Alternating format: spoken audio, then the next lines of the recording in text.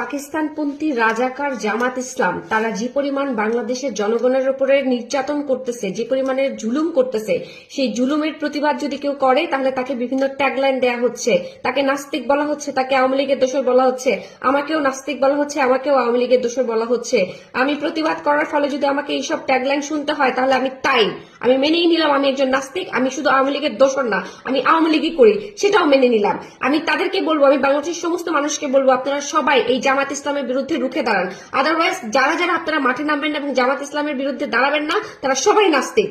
জামাত ইসলাম জঘন্য কাজ করতেছে বাংলাদেশে, প্রত্যেকটা মানুষকে ধরে ধরে নির্যাতন করতেছে, জুলুম করতেছে। এই জুলুম সহ্য করার মতো না। তারা পাকিস্তানি, তারা হচ্ছে রাজাকার, তাদেরকে কোনোভাবে বাংলাদেশে ঠাঁই দেওয়া যাবে না এবং সবাইকে এই ব্যাপারে অবশ্যই সচেতন হইতে হবে এবং সবাইকে এই ব্যাপারে রাজপথে নামতে হবে।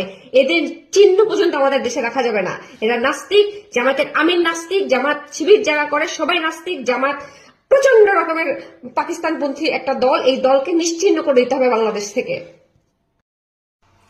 আচ্ছা, বলা হচ্ছে আমি নাকি দাড়ি টুপি দেখলেই তাদেরকে জামাত মনে করি, কিন্তু আমার প্রশ্ন হচ্ছে যারা হচ্ছে দাড়ি টুপি পরে তারাই কেন গালাগালি করে, তাদেরই কেন গায়ে লাগে, তারাই কেন হচ্ছে এই অরাজকতা সৃষ্টি করছে।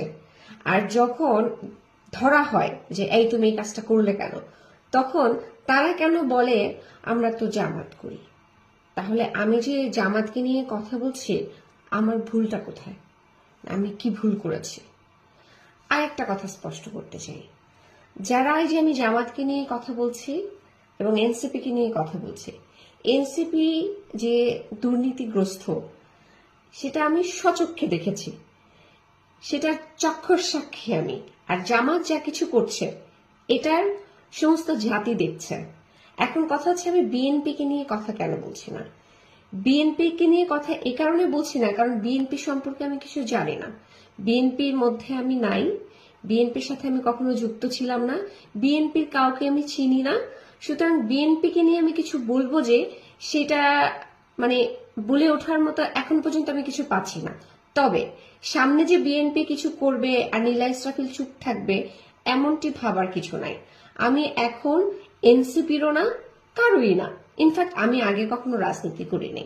এই গণ অভ্যুত্থান থেকে উঠে আসা একটি নারী আমি, এবং আমি মনে করি যে এই গণ অভ্যুত্থানে অংশগ্রহণ করার মাধ্যমে আমার কিছু দায়িত্ব আছে যে আমি এই দেশে আমার যে কন্ট্রিবিউশন সেটা করি। আর সেটা কিভাবে হতে পারে, আমার তো তেমন কোনো ক্ষমতা নাই, আমি ভয়েস রেজ করতে পারি। তো আমি হচ্ছে যখন যে সময়টা দেখি যে অন্যায় হচ্ছে সেই অন্যায়ের বিরুদ্ধে প্রতিবাদ করি। সেটা কিভাবে করি, মুখে প্রতিবাদ করি। আমি তো আর আপনাদের মতো ছুরি, গুলি, পিস্তল এগুলো নিয়ে নামতে পারবো না। সো আমি আমার মৌখিক যে প্রতিবাদ সেটা আমি করে থাকি। কোথায় করি, আপনাদের সামনে করি। যেমন হচ্ছে গণমাধ্যমের সামনে এখন আমি যেহেতু যাচ্ছি না, তো আমি আমার যে ফেসবুক আছে সেই ফেসবুকের থ্রুতে আমি সোশ্যাল মিডিয়াতে প্রতিবাদ জানাই। এখন এই কারণে আপনারা আমাকে যেই ধরনের যে সমস্ত ট্যাগলাইন দিচ্ছেন সেই ট্যাগলাইনটা আমি নিলাম, আপাতত আমি নিলাম, কিন্তু আপনারা এটা মনে রাখবেন, এই যে আমাকে তসলিমা নাসরিন থেকে শুরু করে আরো যা যা কিছু আপনারা বলছেন এটা আদৌ আমি ডিজার্ভ করি কিনা। আপনারা চিন্তা করেন যে এই নারীটি যে এই বিষয়টাকে নিয়ে কথা বললো, কথাটা আসলে কতটুকু যুক্তিসঙ্গত এবং আদৌ এই ধরনের ঘটনা বাংলাদেশে ঘটছে কিনা। চোখ কান খোলা রাখেন। শুধু নীলা ইসরাফিল খালি কমপ্লেইন করে, নীলা ইসরাফিল কেন কমপ্লেইন করে সেটা একটু চিন্তা করেন। আমি এ যাবৎ পর্যন্ত যতগুলো কমপ্লেইন করেছি প্রত্যেকটা কমপ্লেইনের এভিডেন্স নিয়ে কথা বলেছি। আমি এই কথাটা অনেকবার বলেছি, আবারও আজকে রিপিট করলাম যে দেখেন যে কমপ্লেইনগুলো আমি সাধারণত আপনাদের সামনে করে এসছি যাবৎ পর্যন্ত, এটা আমার একার ঘটনা, বাংলাদেশের প্রতিটা নারীর ঘটনা। প্রত্যেকটা নারীর সাথে এই ঘটনাগুলো ঘটে, কেউ বলে কেউ বলে না, আমি বলি, এটাই হচ্ছে আমার অপরাধ। এখন আমি আপনাদের কাছে আমার ক্লারিফিকেশন দিতে আসিনি।